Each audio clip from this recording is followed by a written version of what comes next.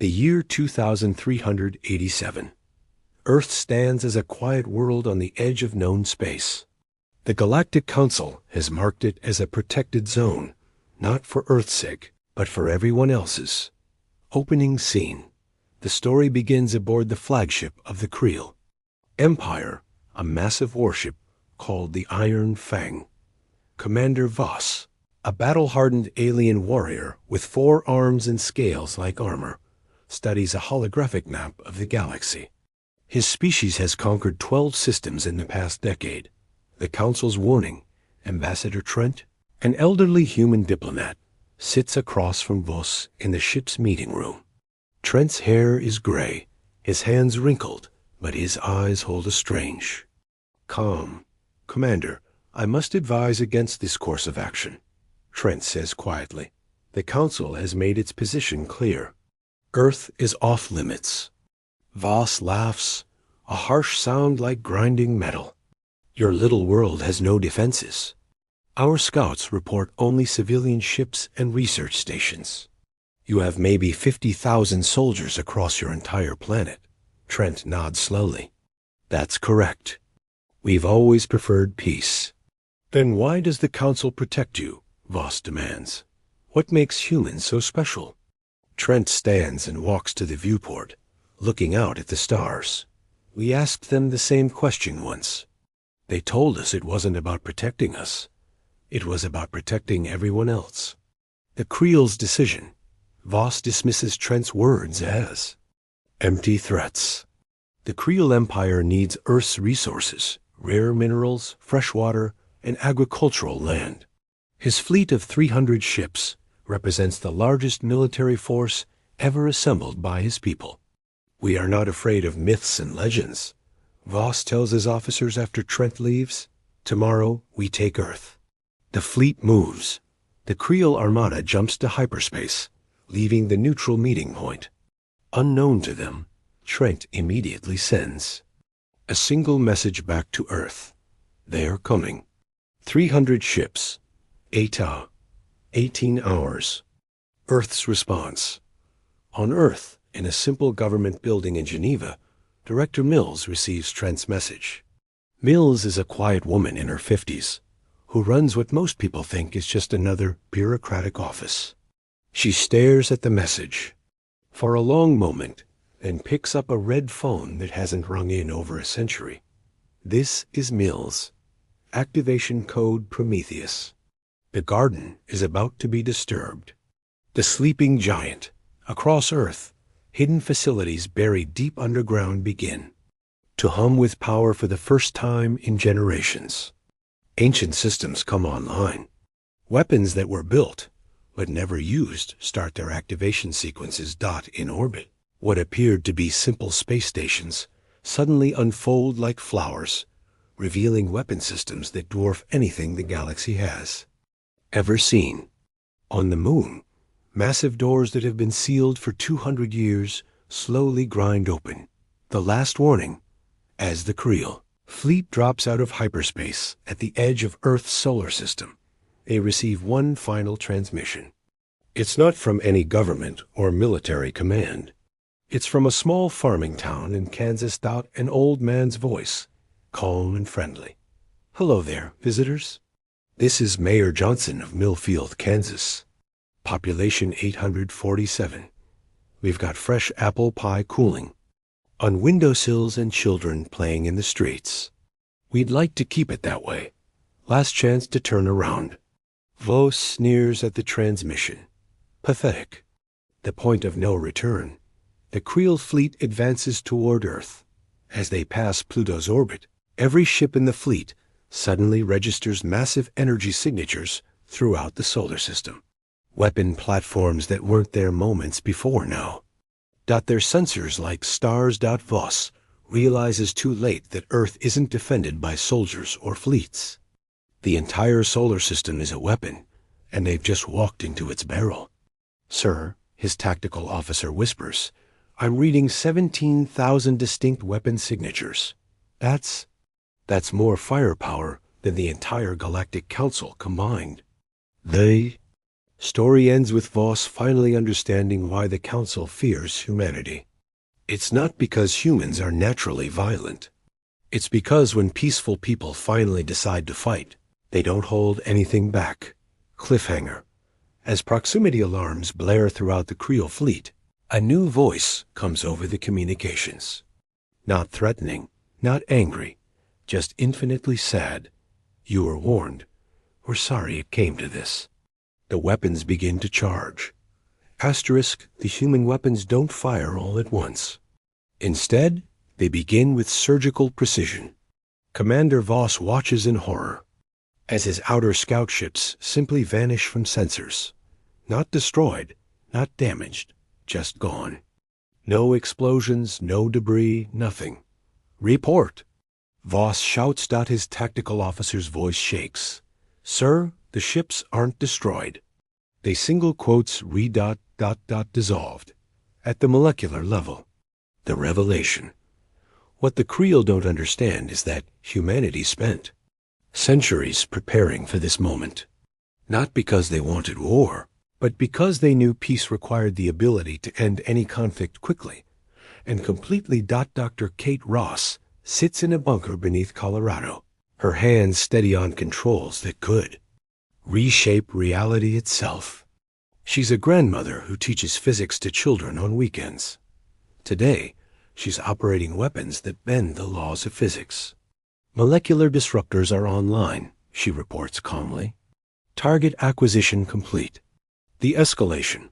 Voss orders his fleet to attack formation, hoping to overwhelm Earth's defenses with numbers. 300 Creel warships surge forward, their weapons charging for a full bombardment of the planet. They never get the chance. Hidden stations throughout the asteroid belt activate gravity wells that pull entire squadrons of ships off course. What the Creel thought were asteroids reveal themselves as camouflaged weapon platforms, each one containing firepower equivalent to a star destroyer. The human philosophy. On Earth, President Adams sits in his office, watching the battle unfold. On screens, he's not celebrating. His face shows only sadness. Every ship out there has families waiting for them to come home, he tells his aide. We didn't want this. But wanting and necessity are different things. The human response isn't born from hatred or anger. It's the cold efficiency of people who've had 2 centuries to perfect the art of ending wars before they begin. The impossible. Weapons. The Creel fleet encounters weapons that shouldn't exist. Ships find themselves aging decades in seconds as time dilation fields envelope them. Others are pulled into pocket dimensions where they drift harmlessly but hopelessly lost. Captain Rex, Voss's most trusted officer, watches his instruments in disbelief. Sir, they're not trying to kill us. They're trying to remove us. What's the difference? Voss snaps. Dead enemies become martyrs. Disappeared enemies become cautionary tales. The core revelation. As the battle continues, the truth becomes clear. Humanity didn't build these weapons recently.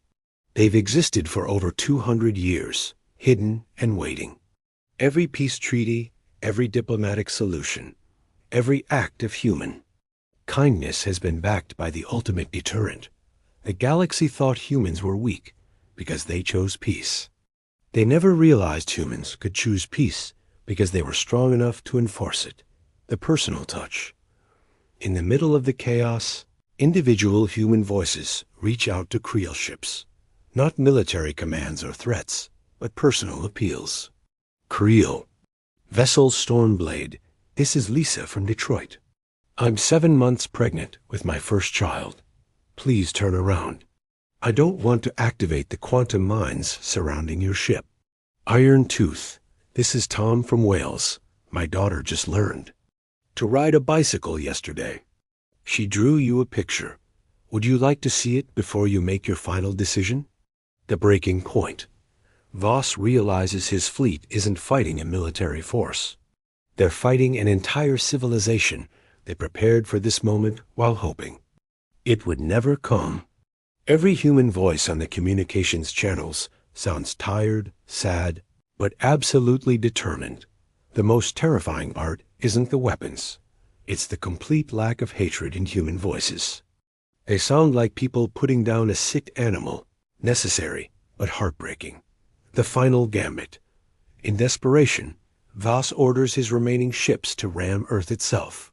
If they can't win, they'll make humanity pay a price for their victory. The ships accelerate toward the blue planet, engines at maximum burn. For a moment, it seems like some might break through. Then space itself begins to fold. The impossible defense. Reality bends around Earth like a protective shell. The ramming ships find themselves flying in circles, trapped in a loop of curved space-time. They're not destroyed, they're simply prevented from reaching their target by the fundamental forces of the universe. Dr. Ross's voice comes over the communications. One final time. Space-time manipulation field is stable. All hostile vessels are contained in a closed temporal loop. They'll experience about 30 seconds of flight time, repeated indefinitely until they choose to surrender. The end of resistance. Sitting in his command chair, watching his proud fleet trapped like insects in amber, Voss finally understands. Humanity didn't conquer the galaxy because they didn't want to. They stayed home because everywhere else was beneath their notice. Asterisk. The Council's emergency session. The Galactic Council chambers on the neutral world of Haven have never seen such panic. Representatives from 47 species crowd into emergency session as reports flood in from the Sol System. Council speaker. Nax, an ancient being whose people have mediated galactic disputes for millennia, watches the tactical displays with growing horror. How many Creel ships have been destroyed? He asks. Military advisor Kane, a human who served on the council for 30 years, doesn't look up from his reports. None. The chamber falls silent. What do you mean, none? Demands Representative Yol of the Thorax Empire. Kane finally raises his head, and his expression is grim. I mean exactly what I said. No Creel ships have been destroyed. They've been disabled, captured, or contained, but not one has been destroyed. The impossible truth. Across the galaxy, military commanders and politicians struggle to understand what they're seeing. The humans didn't just defeat the largest fleet ever assembled. They did it without killing anyone. Admiral Beck of the Federation Navy sits in his ready room, studying the reports. His aide, a young officer named Price, looks confused. Sir, I don't understand the strategy. Why contain the enemy when you could eliminate them? Beck, who fought alongside humans in the Xeno Wars 50 years ago, remembers something an old human general once told him. Son, there's a difference between being unable to kill and choosing not to. The first makes you weak. The second makes you terrifying. The historical context. On the archive world of memory, Peeper Vale searches through restricted historical files that only the highest levels of the Council can access. What she finds changes everything. The records show the humans were invited to join the galactic community, not because they were discovered, but because they announced themselves. 300 years ago, they sent a single message to the Council. We exist. We're peaceful. We'd like to talk. What the records also show is the secret addendum that only 3 Council members knew. We're peaceful by choice, not by limitation. Please remember that. The fear spreads. News of the Creel defeat spreads across the galaxy faster than light-speed communications. But it's not the defeat that terrifies other species. It's the method. On the trade world of Crossroads, Merchant, Captain Roth discusses the situation with his crew. They could have vaporized the entire fleet in minutes, he tells them. Instead, they spent hours carefully disabling each ship, making sure every crew member survived. His engineer, a pragmatic woman named Torres, shakes her head. That's not mercy, Captain. That's a demonstration. They're showing us exactly how helpless we are. The human embassy. Ambassador Trent returns to the Galactic Council. But now the other representatives look at him differently. The elderly diplomat who seemed so harmless yesterday now sits at the table like a sleeping dragon. The council demands an explanation. Speaker Nax says formally, "How long have humans possessed these capabilities?" Trent sips his tea calmly. "Since before we joined the council. We mentioned it in our application, actually." Page 47. Subsection 12. Defensive capabilities sufficient to ensure species survival. Representative Yoel slams her appendage on the table. "That's not what you meant, isn't it?" Trent asks mildly, "What did you think we meant?" The revision of history. Military historians across the galaxy begin reassessing every human action over the past 3 centuries. What they thought was weakness was actually restraint. What they thought was luck was actually precision. Colonel, Hart of the Rigel Defense Force, studies old battle reports with new eyes. "Look at this," he tells his staff. "The siege of Kepler 442. Human forces arrived just in time to prevent a massacre. We thought they barely made it." His aide pulls up tactical data. "Sir, if their ships could fold space-time, they could have been there hours earlier." "Exactly. They timed their arrival for maximum dramatic effect. Everything humans do is calculated." The new paradigm. The galaxy realizes that every human act of kindness, every peaceful resolution, every gentle suggestion was backed by unimaginable power. They're not dealing with a weak species that got lucky.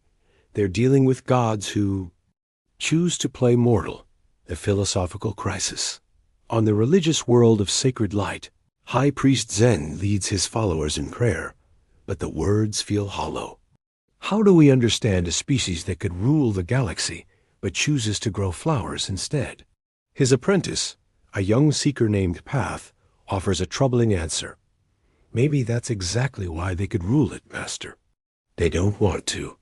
The Council's decision. After days of debate, the Council reaches a unanimous decision. The human quarantine zone is expanded. Not to contain humanity. Everyone now understands that's impossible, but to protect the rest of the galaxy from accidentally provoking them. Speaker Nax delivers the formal announcement. Earth and all human colonies are hereby designated as absolute sanctuary worlds. No military vessel, no aggressive action, no hostile intent is permitted within 50 light years of any human presence. The new fear. As the session ends, representatives leave with a new understanding. They weren't afraid of humans before because they thought humans were weak. Now they're terrified because they know humans are strong. Asterisk Commander Voss sits in his command chair, staring at the surrender beacon. Around him, his bridge crew waits in silence. Outside the viewport, his once mighty fleet drifts helplessly. In space-time loops, their weapons useless, their engines dead. "Sir?" his tactical officer whispers. Voss activates the beacon. Immediately, the impossible forces holding his ships release them. The Creel fleet finds itself floating free in space, weapons powered down, but otherwise unharmed. A new voice comes. Over the communications. Not threatening, not mocking, just tired. "This is Admiral Foster of the Earth Defense Force. We're sending medical ships to assist any wounded. Please prepare to receive humanitarian aid." The irony of mercy. Within hours, human medical ships arrive at the Creel fleet. The same species. That just demonstrated godlike power now sends doctors and nurses to treat paper cuts and space sickness among their former enemies. Dr. Janet Webb, chief medical officer aboard the hospital ship Mercy, tends to injured Creel soldiers. They flinch when she approaches, expecting torture or experiments. Instead, she offers them soup and asks about their families. "Why?" asks a wounded Creel warrior named Stone. "Why help us after we attacked your world?" Dr. Webb adjusts his bandages gently. "Because you're hurt, and we're doctors. That's reason. Enough. The interrogation. Voss finds himself aboard a human ship, but not in a prison cell. He's in a comfortable room with windows, books, and fresh flowers. His interrogator is an elderly man named Professor Green, who offers him coffee and a Harford. Asks polite questions. Why did you attack Earth? Green asks as if inquiring about the weather. Resources, Voss answers honestly. Our empire needs to expand. Green nods thoughtfully. Have you considered farming? The question is so unexpected that Voss can only stare. What? Farming, growing things. We could teach you. Much more efficient than conquest, and nobody gets hurt. The revelation of scale. As Creel officers are debriefed, they learn the true scope of human capabilities. Captain Rex speaks with a human engineer named Davis aboard a repair ship. How long have you had these weapons? Rex asks. Davis scratches his head. Oh, the basic designs are about 300 years old. We keep improving them, though. The quantum disruptors are only 20 years old, and the space-time manipulation system got an upgrade last month. Rex feels sick. You've been holding back for 3 centuries? Well, yes. What would be the point of using them? We like peace and quiet. The diplomatic solution. Ambassador Trent meets with the surviving Creel leadership on their flagship. But instead of demanding surrender terms, he brings architects and agricultural specialists. Your empire is starving, he tells them matter-of-factly. You've got 17 worlds with poor soil and bad weather. We can fix that. General Scale, Voss's superior, looks suspicious. At what cost? No cost. We'll teach your people to terraform planets properly. In exchange, you stop attacking people. Fair trade? The psychological impact. The Creel warriors struggle to understand their captors. They've been trained to expect torture, slavery, or death after defeat. Instead, they get therapy sessions and cooking lessons. Corporal Fang sits in a group counseling session led by Dr. Mills, not the Director Mills, a different person entirely. I don't understand, he says. We tried to destroy your world. Yes.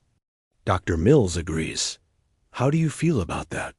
Confused, angry, ashamed. That's normal. Those are healthy feelings.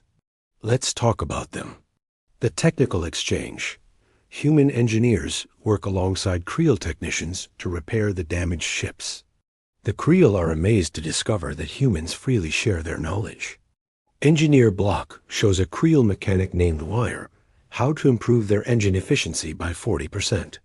Why are you helping us? Wire asks. Because broken ships are dangerous, Block explains. Better to fix them properly than have you folks getting stranded in space. The cultural shift. Within weeks, the relationship between humans and Creel begins to change. Creel soldiers discover human entertainment, food, and art. They learn that humans actually find their culture interesting and want to learn about it. Young Creel warrior Blade finds himself in Earth's orbital gardens, helping human botanist Dr. Park tend to alien plants. Your people grow our flowers, he observes with wonder. Beauty is beauty, Dr. Park explains. Doesn't matter where it comes from. The return home. When the Creel fleet finally returns to their empire, they carry more than just their wounded pride.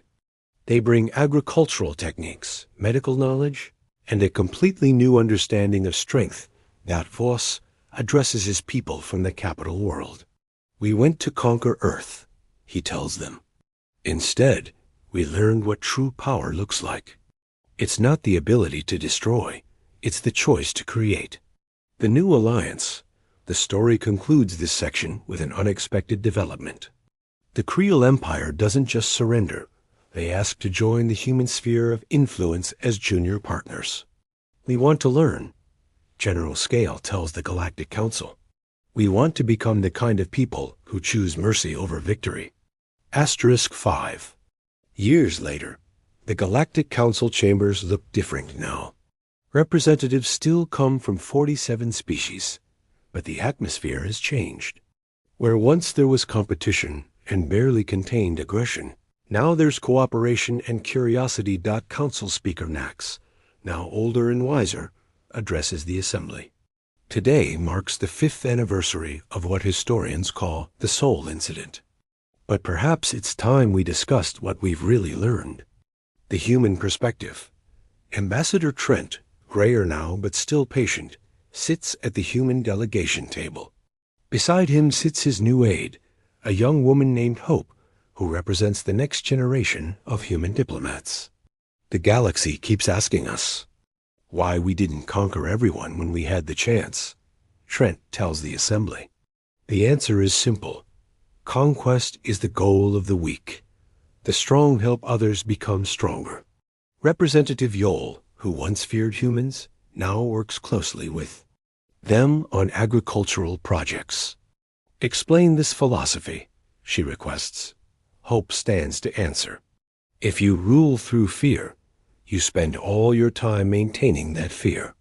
If you lead through service, others choose to follow you. Which sounds like more work to you? The Creel transformation. The most dramatic change in the galaxy is the Creel Empire itself. Commander Voss, now bearing the title of Agricultural Minister rather than War Commander, addresses the Council via hologram from the Creel homeworld. Behind him, instead of weapons factories, the view shows vast gardens and research facilities. Our crop yields have increased 400%, he reports. Our population is healthier, happier, and growing. We haven't fired a weapon in anger for 3 years. His former tactical officer, now called Director of Peaceful Solutions, adds, we've discovered that building things is much more satisfying than destroying them. The ripple effect. The changes aren't limited to the Creel. Across the galaxy, species that once viewed military might as the ultimate goal have begun reconsidering their priorities. Admiral Beck of the Federation Navy reports to the Council. Military enrollment is down 60% across all member species. University applications for engineering, medicine, and agricultural sciences are up 300%. People want to build rather than fight? Asks Speaker Nax. Apparently, when you show people there's a choice, most choose creation over destruction. The new galactic order. What emerges isn't an empire or a hegemony, but something unprecedented. A galaxy-wide civilization based on mutual aid rather than competition. Dr. Kate Ross, the physicist who once operated reality-warping weapons now, runs the Galactic Science Exchange. She explains to the Council, we've shared our basic physics with 17 species. Each one has contributed something new. Together, we're solving problems none of us could handle alone. And the weapons? Asks a representative nervously. Still there, Dr. Ross says calmly. Still ready, but we hope we'll never need them again. The philosophy of strength. The humans have introduced a concept that revolutionizes galactic thinking. True strength means making weapons unnecessary. President Adams, now in his second term, addresses the Council directly. Power isn't about what you can destroy. It's about what you can protect, what you can build, what you can nurture. A parent protecting their child is stronger than any warrior. The personal stories. The story focuses on individual transformations. Former Creel warrior Blade now runs an interspecies botanical garden. I used to think strength meant crushing enemies, he tells a group of mixed species students. Now I know it means helping flowers grow in impossible soil. Dr. Webb, the human doctor who treated Creel prisoners, now heads the Galactic Medical Corps, with former enemies working alongside her as colleagues and friends. The injured Creel soldier who asked me why I helped him. She tells reporters, he's now my head nurse. Turns out compassion is contagious. The ultimate revelation. As the story reaches its conclusion, Speaker Nax asks the question everyone has wondered about. Humans, will you tell us the real reason you've shared your power instead of using it? Trent stands one final time, his voice carrying the weight of centuries. Because power shared grows stronger. Power hoarded grows weaker. We learned long ago that the only way to truly protect ourselves was to make sure everyone else was safe and happy too. Hope adds the final thought. Besides, ruling the galaxy sounds like a terrible job. Too much paperwork, not enough time for gardening. The New Dawn. The story concludes with a view of the galaxy 5 years after humanity revealed its true nature. Wars have become rare. Cooperation is the norm. Species that once eyed each other with suspicion now work together on projects that benefit everyone. The most powerful beings in the galaxy spend their time teaching children, growing food, and healing the sick. They've proven that the strongest civilizations are built not on the ability to destroy, but on the choice to create. The final line belongs to a child, a young Creel student asking her human teacher, "Will we always be safe now?" The teacher smiles. "As long as we choose to take care of each other, yes, we'll always be safe." The end asterisk.